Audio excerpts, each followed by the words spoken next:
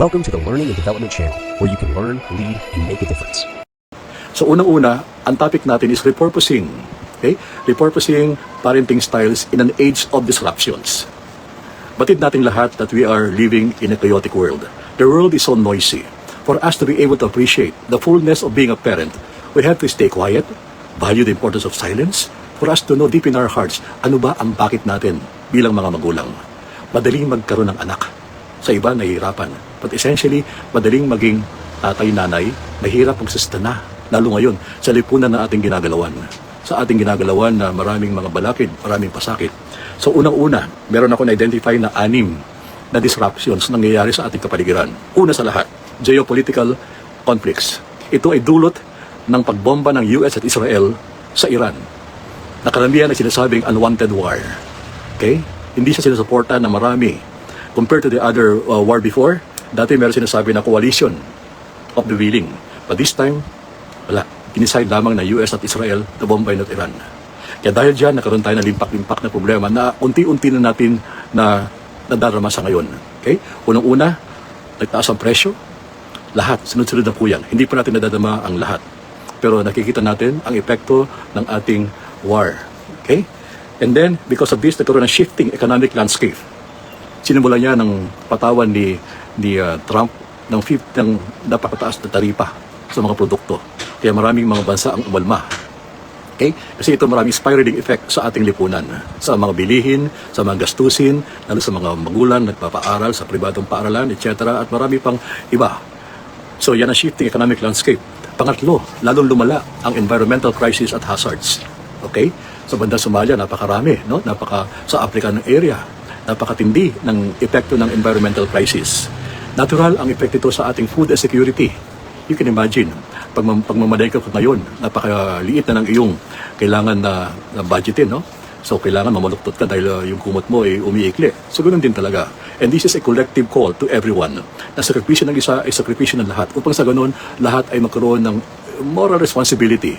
Okay? Hindi kailangan ngayon panahon na magdamot, hindi kayo kailangan magbigay pa rin ng hindi kailangan, this is a time when solidarity should be felt in the heart and minds of every human being, of all citizens in the country. At upang sa ganun ay maging mas maganda ang ating samahan. You know, as we all know, faith shines in the dark. Nakala mo ay kadiliman, pero kung ikaw ay titinan siya, anong meaning yan? Lahat na nangyayari ngayon, yung pagbanat ni Trump kay Pope Leo, yung pagbanat ng kanyang mga cabinet, etc. Yung korupsyon na nangyayari, global, hindi lang sa Pilipinas. Yan po ay meron sanhi, no? Meron siyang kadahilanan. Pero kung sasabay ka pa sa ingay, lalong iingay, hindi ka makakapakinig. Sometimes the most powerful way is to be silent. Silence is not retreating. Silence is giving you to go deeper, to deep dive into yourself and see the value of suffering. Nung una ka natin suffering is wala na. Hindi. Suffering has redemptive and salvific effect on people. If you will appreciate that not every day is Easter Sunday. Before Easter Sunday came, nariyan ang Biyernes Santo. The same manner, hindi lahat ay Lunes. Merong Martes, maligaya ka. In the Mercury, maraming hamon. Pero despite all the hamon, we stand firm in our commitment to the Lord, in our commitment to our children, to bring them up the way they should be brought up. Not lured by material possessions alone, but lured by a sense of humanity. More than cleverness, what we need now are people who are more compassionate, more understanding, more resilient.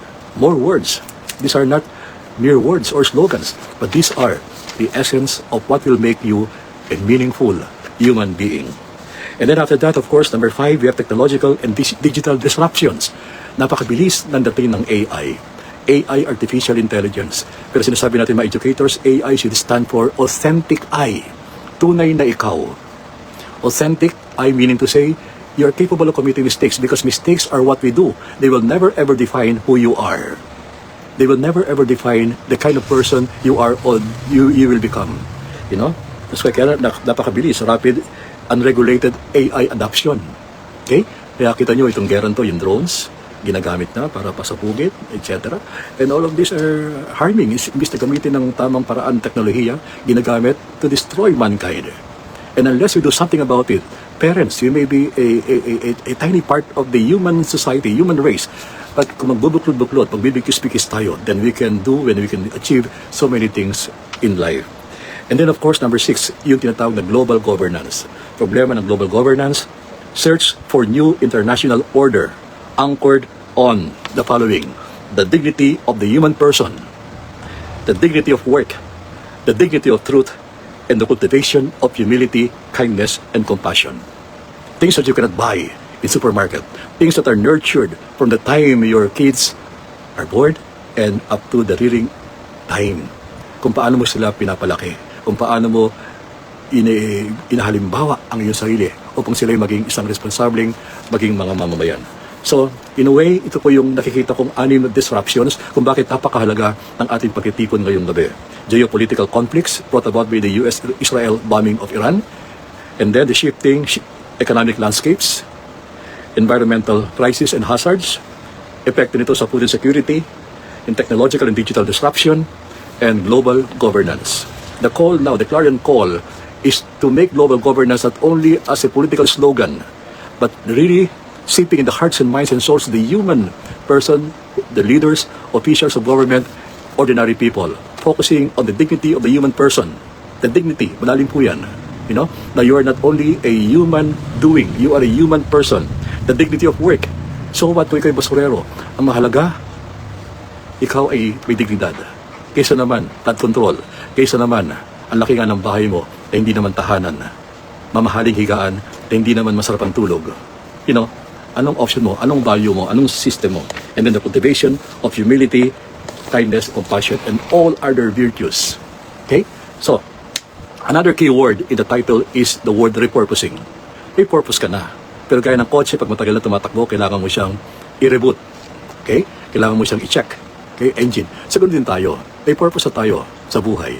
Okay? You know your why. I think it's okay to reboot, especially at this point in time. I-reboot mo. Okay? Why are we doing this? First, to adapt to changing times and adversities. Okay? Sensitive of the disruptions, you are now coming up with your own personal way on how to reboot, how to repurpose, how to redefine, how to rehumanize, how to recontextualize your way towards moving on. Next, we all want to create meaningful life. We don't just want to live, but we want to live with life. Therefore, hindi siya automatic, hindi siya robotic. But everything that you do, big or small, should be anchored on a deeper meaning that will enhance, again, the human dignity of the human person. In this particular case, enhancing the human dignity of our children, of our co-workers in the schools, of our co-PTA members, to a large extent, to the whole human society, community. And then, we have to own the past for us to improve the future. Embracing the past, but not dwelling on the past. The past will give us the courage, the strength, the crucible of fire to embrace the current and move on with such gusto for the future. Okay?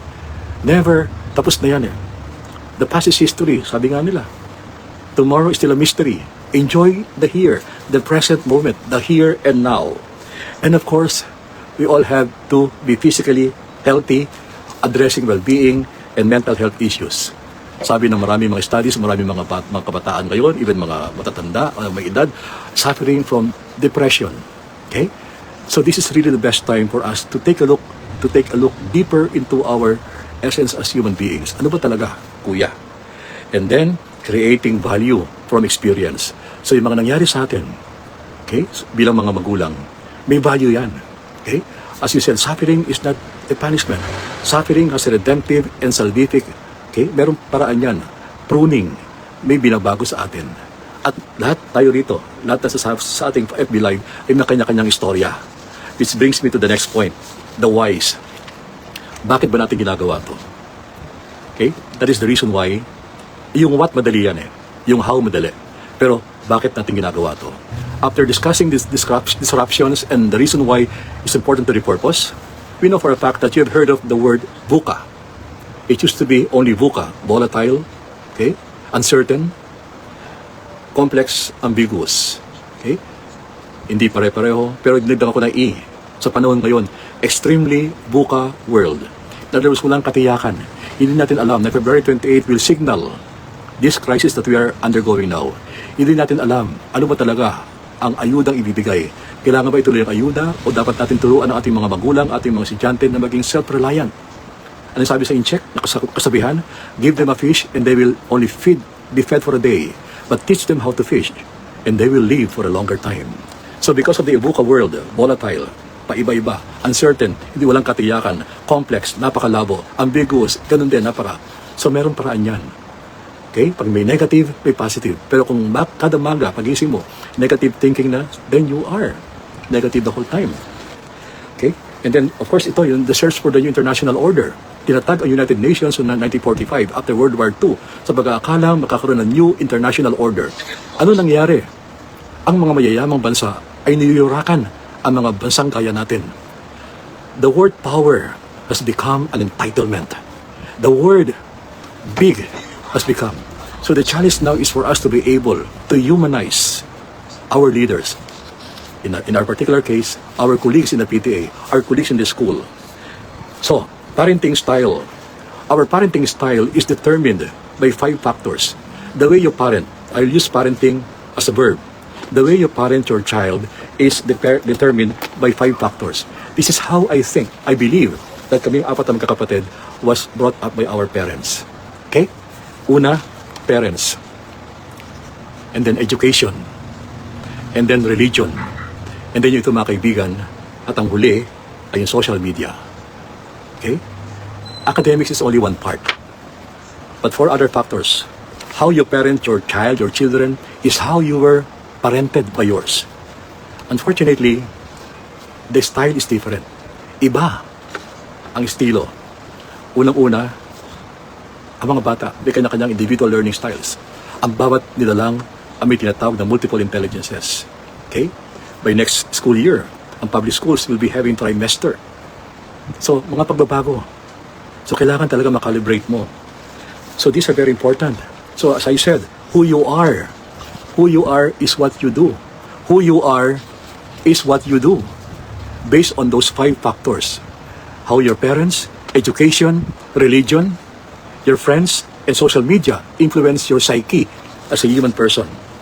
So, which gives us, before the nuggets, ano bang mahalaga sa'yo? What is success to you as a parent? Is it a question of grades? Mataas kang anak mo sa academics, pero ang kanyang GMRC ay bagsak o mababa. As a parent, ano binibigyan mong halaga? Ang grado, however you look at it, grades are only numbers. They are important, but they are not the defining touchstones of what will make your child or your children notable or noteworthy. I was a kick out in high school. Something I cannot deny. But every time I give a talk, hindi sa anong istorya mo, kung paano mo binaybay ang istoryang yun. I got kicked out from a private school. But I'm glad to have parents who did not compare me with my 2 brothers and 1 sister. All the more, they love me. Because they told me, anak, iba lang ang estilo mong pag-aaral. Hindi na hulugan na ikaw ay bobo. Walang taong bobo. Tamad meron. Ito po tatalakayin natin sa mga teachers naman. Bawat nila lang ay may taglay na henyo. Mas gusto kong makasama yung taong busilak ang puso kaysa yung taong napakayaman, napaka-powerful, pero feeling entitled naman. Hindi. Yun ang aking values na pinalaki ng aking magulang. I do not care whether you take the tricycle or whatever. I care about how you treat other people. To me, that is the hallmark of not being an educated person, but being a learned person. That's why I believe success is not all about IQ and EQ. It is a combination of IQ, talino, simple common sense, EQ, magaling makisama, at DQ, marunong dumiskarte sa buhay. Diskartehan mo para sa ganun, maging matagumpay. Hindi lang tagumpay, maging makabuluhan ang iyong pagiging matagumpay na tao. So, after giving you the background of why we're doing this, the whys, we go down to what and the how. So I'll be sharing with you 10 nuggets of wisdom, specifically designed for parents. I shifted career way back in 1995 when I realized that life is not all beds of roses.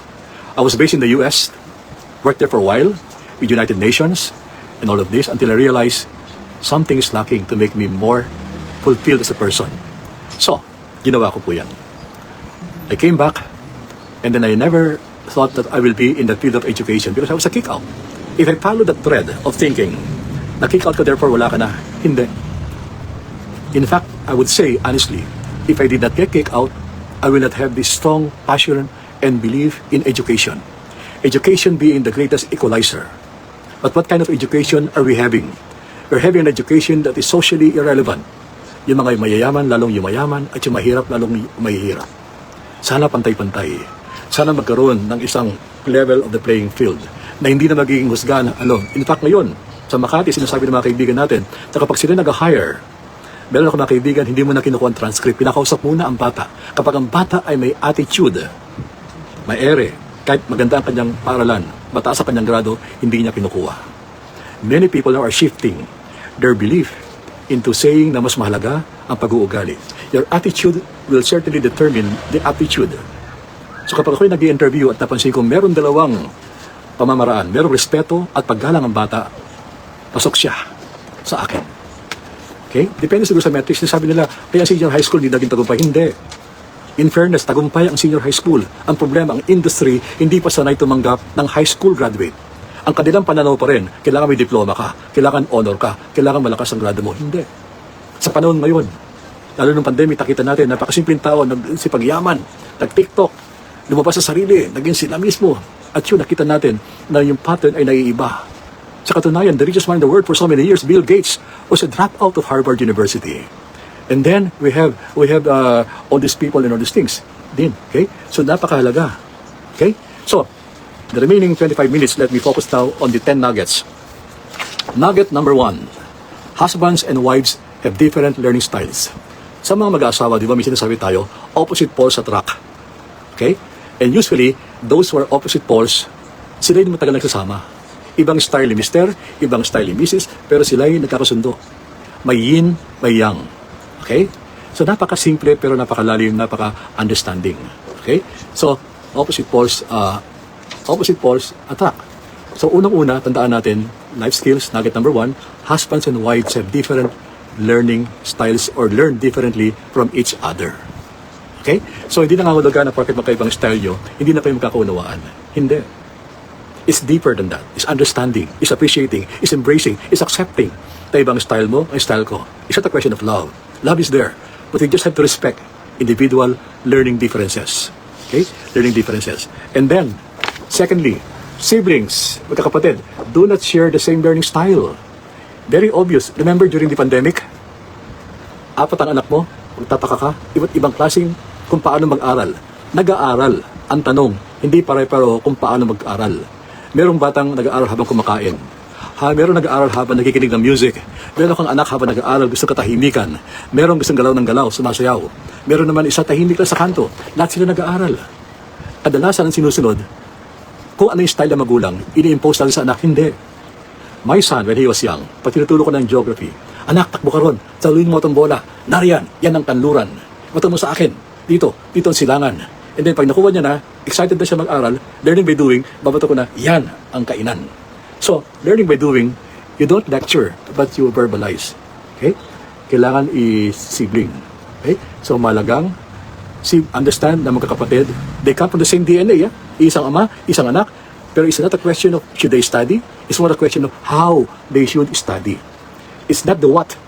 Parang teacher, it's not what you teach, but how you teach what you know. Because I believe there is no boring subject. Boring teachers a lot because there's a mismatch between teaching style and learning style. And when there's mismatch between parenting style and understanding how our children learn, then naturally they will misbehave. They will not follow you. Okay? So you go back to the basics of learning styles, the basics of understanding how learners should learn. And then we move on to nugget number 3. We always say, ang bata ko, ang anak ko, learning disabled yan. Okay? Meron niyang karamdaman, LD yan. Learning disabled, ADHD. For all you know, hindi siya learning disabled. Siya ay teaching disabled. That is why, as PTA parent, you have to actively involve yourself in how the learners learn in school. It's not interfering with the style of the teachers, but it's only reminding them na, ma'am, iba po ang anak ko, iba po siya matuto, hindi po siya importante, hindi po siya espesyal. Ang sinasabi ko lang po, hindi po siya learning disabled. Sa bahay, napakaingay niyan. Pagdating sa school ay napakatahimik. Bakit tahimik? Kasi hindi nga siya nabibigyan ng importance. Ang halaga palagi ay nasa grado lang. Hindi po. Grades will only define you a bit.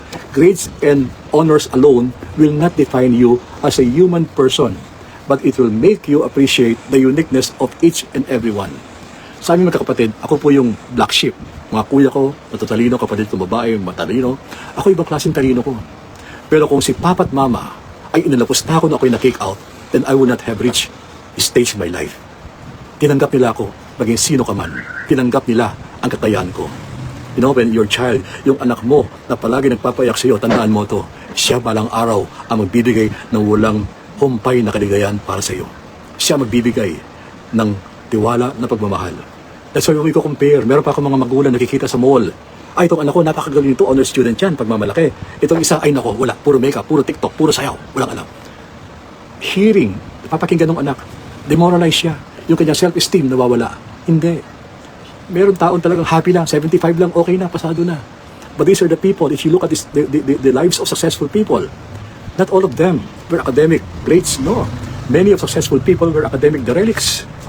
The experience being bullied, being vilified in school. Aside, the role of a parent is very important. The interference of the parents ay napakahalaga. Upang sa ganun ay maunawaan ng bata, anak, grado lang yan. Ang mahalaga, ang iyong pagkatao. Sa panahon ngayon, hindi ko titingnan ang grado lang. Titingnan ko ang pagkatao ng empleyado, ng aplikante. Okay? And then, number 4, when a global child fails math, the odds are the teacher is analytic. You know, we have two parts of the brain, the right brain and the left brain. The right brain focuses on creativity, okay? The left brain focuses on numbers, linearity, logic. Kapag ang bata raw ay hindi pa rin ma-appreciate ang mathematics, baka tinuruan siya ng teacher na ang estilo ay kaliwa or kanan. So, hindi kailangan. So, kailangan ay meron tayong pakikinggan.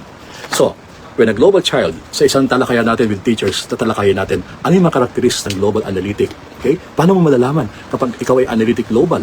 Okay? Siguro, example lang, kapag gumamit ka ng toothpaste, yung iba sa atin, pag gumamit ng toothpaste from bottom up, ang pagpisil. Pag ang pagpisil mo bottom up, ikaw ay analytic. Okay, ibig sabihin, gusto mo ng sequence. Pero kapag ikaw naman ay gumagamit ng toothpaste, pero ang pindot mo sa toothpaste ay kahit saan, ikaw ay global. Pero kung gumagamit ng toothpaste, iba lang pamamaraan. Kung nag-aaral ka, gusto ng music, gusto mo ng dim light, global yan. Pag gusto mo ng tahimik, sequential learning, memorization, analytic. So magandang talakayan to. Pag tinalakay natin to sa mga bata at mga teachers. Okay. Number 5 is children learn using their sensory modalities. Their sensory modalities. Ano to? When you learn, papansin mo, hindi lang auditory, hindi lang lecture, hindi lang puro sabi. Kailangan alam mo, ang anak mo ba ay visual learner, palagi nakatingin sa'yo, tungo-tungo pero nakatingin sa'yo. Pag auditory, hindi siya nakatingin, pero siya nakikinig kasi ang kanyang perceptual strength ay auditory. Meron mga batang matataka ka. Habang nag-aaral, naglalaro ng ballpen, pinapaikot-ikot, o kaya yung towelet, pinapaikot. Ito yung mga tactile. Meron naman mga bata, habang nag-enjoy mag-aral, galaw ng galaw. Ang problema kapag ang magulang ay very analytic. Gusto lang katahimik. Upo ka muna bago ka mag-alaro. Kailangan mo upo ka. Tatapusin mo yan. Then, demoralize ang bata. So, appreciate the role of sensory modalities. 4 lang po yan. After 21 yan. But for the parents' sake, 4 lang. Anak mo ba'y visual? Sabay auditory? Sabay tactile? O sabay kinesthetic? Okay? Kapag ang bata ay kinesthetic, kailangan niya ng laro. That's how the brain, the frontal lobe, the amygdala get interplay. The retention level, the memorization is not only rote memory but spatial. Your rote memory is, they can memorize so many things. The spatial memory is a special part of the brain that can memorize symbols, etc. Number 6, some children learn by moving, having breaks in quiet with an adult, with music others. So there you will see these are the nuances of learning styles. This is how children learn. They learn differently. They learn again. It's not a question of studying or learning. It's a question of how. Kaya yung minsan, naglalakad, nag-aaral, or whatever, iba't iba. Yung iba naman, di makapag-aral pag walang breaks. Yung iba naman, puro break, wala ng aral. So, appreciate that. Yan ang estilo ng mga pag-aaral ng tao. Yung isa kailangan, ayaw niya ng bright light, gusto niya ng dim light. Okay? Yung isa gusto ng music, pero meron particular music. Yung isa gusto beat it, yung isa gusto mong puso mo, yung isa na nasasayaw ng ding-dong. So, iba't ibang pamamaraan kung paano matuto ang ating anak. Ang bottom line is, pag-uwi ng grado, okay? Yung pamangkin ko, isang ganyan. Pag-umuwi, magtataka yung mga magulang. Si Paulo na napakalikot, siya yung matataas ang grado. Okay? Si Kate, matalino. Pero ibang style nila. Okay? So, ganun din. Makikita natin ngayon, kapag ginawa natin itong blended or online learning, makikita natin na iba't ibang klase. Mag-aral yung ibang bata, ayaw mag-break. Pero pagkatapos mag-aral, ang daming kakainin. Saka sila kakain ng marami. Okay? So again, important yan. Okay? Number 7, your child may not be a problem child. Normal ang anak mo. Merong bata, remember the saying, the non-conformists, the terrible twos? Okay, lagi mga bata. Pero iba talagang pasaway lang. Pero they're learning. They happily learn. They're not problem child. Do not label them ADHD, attention deficit hyperactive disorder. Okay? Autism is not bad at all. Merong developmental autism. Meron na graduate minsan, ang valedictorian. Autistic. Ang ganda ng speech niya. Very fluent, very liquid, very fluid ang kanyang delivery. So, before branding your child of any learning disabled, appreciate first the kind of intelligence. Okay? Marahil hindi siya logical math. Siya ay linguistic. Marahil hindi siya musical. Siya ay bodily kinesthetic. Hindi siya interpersonal. Interpersonal siya. So, iba't ibang pamamaraan. Sabi ni Howard Gardner ng Harvard University, multiple intelligences. We have different kinds of abilities in appreciating learning. Okay? And then number 8, some children are punished by rewards. Others are rewarded by punishment. Anak, pag hindi ka makapasa, wala kang cellphone. Pag hindi, stick, carrot and stick. Hindi. Alamin mo lang kung paano appreciate ang bata ang pag-aaral. The bottom line is, ano ba ang value mo? Okay? Bringing us to nugget number 9. Bilang magulang, ano mas halaga sa iyo? Ang grado niya o ang kanyang pagkatao? Mas higit na mahalaga. Ang grado ay numero lamang. Mahalaga yan. We're not saying grades are nothing. No. Mahalaga. But to me, as a parent, I would value more ang kanyang character. Character makes a man. Character that is full of mistakes. Characters that are full, hindi sa dami ng dapa, kundi paano ko tumayo sa kada dapa sa buhay ang mahalaga. Hindi sa dami ng sakit ang mahalaga kung paano mo yakapin ang sakit para ikaw ay maka-move on. Ano mas mahalaga sa iyo? I challenge you as a parent. Grado o pagkatao. Remember the discussion mga bata? Diploma o diskarte? Grado diskarte? Parang mahalaga. Kaya meron talaga mga batang diskarte. Alalayan mo. Kung di siya naging doktor gaya mo, hayaan mo. Kung siya LGBT, as long as legal, moral, mabait, go ahead. Okay? Huwag mong iparis ang tagumpay mo sa tagumpay na magiging tagumpay niya. Hayaan mo siyang madapa. Kung siya'y umibig, hayaan mo madapa para maunawaan niya na hindi lang pala Jollibee. Subukan mo naman McDo o kaya Burger King. Kung di ka pa rin maligaya, balay mo. Maligaya ka pala sa Angel Burger. Buy one na, take one pa. Sa iba't ibang klaseng paniniwala, depende sa iyong paniniwala bilang magulang. And finally, number 10, lahat tayo ay may taglay na henyo. This is categorically saying that all of us were gifted with the genius potential by the Lord. Lahat tayo pinanganak ng Panginoon ng mga henyo. Okay? Ang katagang henyo ay hindi lamang para doon sa magaling sa mathematics at linguistic. Ang kahenyohan ng mga tao ay ang kanyang pagkatao, busila ang kanyang puso, mapagbigay, mapagkumbaba, compassionate, kind, understanding, malawak. Alam natin yan. Kaya lang, hindi natin minememorize natin cognitively. Kailangan pa rin ng challenge, ilagay mo sa puso. And you'll never go wrong. And bilang panghuli sa paksang ito, tatlong pamantayan ko palagi sa buhay. Alamin, isabuhay, ibahagi. Alamin ang dapat mong malaman bilang magulang. Kapag siya'y alam mo na, gawin mong isabuhay mo. Walk the talk. And then, go to the highest form of living, sharing, ibahagi mo. Kaya, kayo narito, ibahagi mo. So yun ang ating pakakatandaan. Okay? The highest form of living is in giving. When you give a part of yourself, you are not actually losing any part of yourself. You are enriching yourself as you enrich other people. Can you stand eating in a flashy restaurant when many of our people are suffering from abject poverty? Kung kaya na konsyensya mo yan, go ahead. That's you. What I'm saying is that dapat pantay-pantay sana. Sana ang ating gobyerno, pantay-pantay tingnan lahat. Hindi ayuda ang magbibigay ng self-strength sa tao, kundi kanyang paniniwala, mindset na siya ay may taglay na henyo at doon patuloy niyang gagawin ang nararapat. So, I've given you the background disruption, repurposing, the reason why we're gathered here. I've given you 10 nuggets of wisdom which I personally feel very important in molding or bringing up your children. Like and subscribe to the L&D channel on YouTube using the link youtube.com/@learntolead channel.